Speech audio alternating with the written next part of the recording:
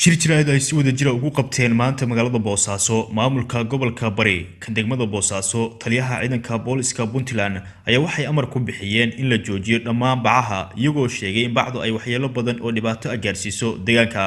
waxa sidoo kale deegaanada Puntland laga mamnuucay beer soolka loo isticmaalo baabuurta waxaana ay mas'uuliyiinta sheegeen in la ganaaxi doono cidii amarka u hogaansamo weeyda waxaan rabnaa maanta inaan halkan ku iclaamino in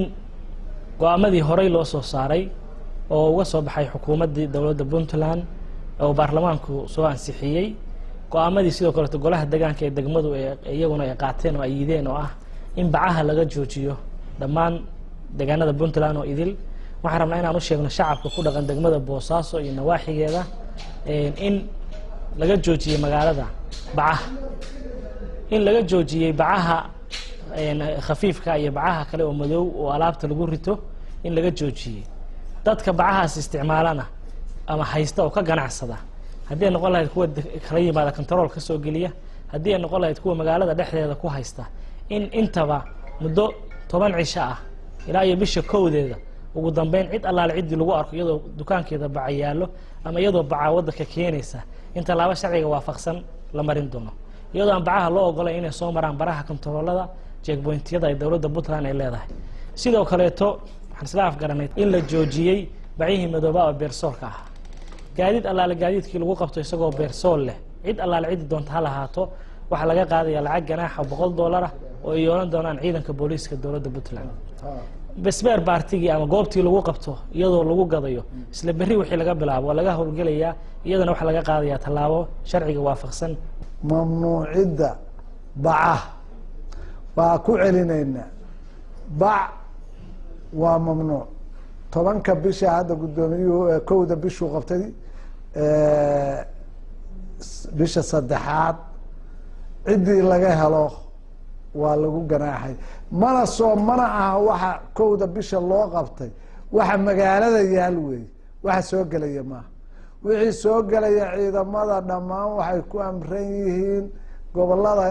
kalena waa ka mamnuuc gobolka Bari waxa yaalo aan ka hadlaynaa degmada Boosaaso waxa yaalo weey waxa gudaheeda wixii banaanka ka jira waa xaraan gobolada kalena horey baan uga mamnuucnay badidooda waa mamnuuc cidii lagu qabtana waa lagu ganaaxay cid alla cidii bacay u taalo waa lagu ganaaxaya baabuurkii sida waa la ganaaxaya bacdana waa la gubaya beersolka sida uu uga hadlay dhammaan magaalooyinka Puntland $100 weeye dhamaanna waxa laga soo qaadayaa warqada lagu jarayo dawladda hoose ee degmadaas baa laga soo qaadaya waa $100 cid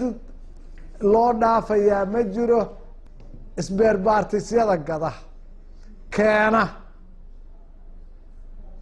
waxaan leeyahay waa xaraan waa ganaax adeerba banaanka u soo saara waa la gubaya banaanka u soo saara dekada waxaan ku amrayaa inayan ka soo degi karin wax baca iyo wax tambeersolka iyo midda caadiga midna inayan ka soo degi karin maxaa ujeedada warsaxaafadeedka waa laba qodob waxa weeye bacaha wax lagu qaato oo dadku ay isticmaalaan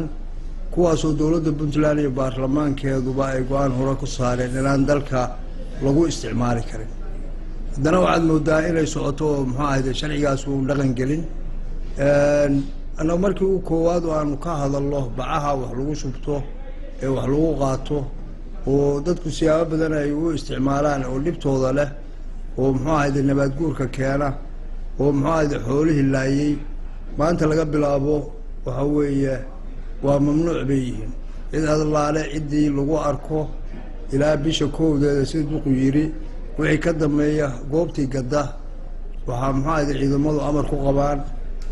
shaqaalaha dawladda hoose iyo maxaa golaha deegaanku ay ku amran yihiin in meheradi iyo meesha lagu godoba lana garaaxo waxa uu yaalana laga qaado Salman Ogu magaalada Boosaaso.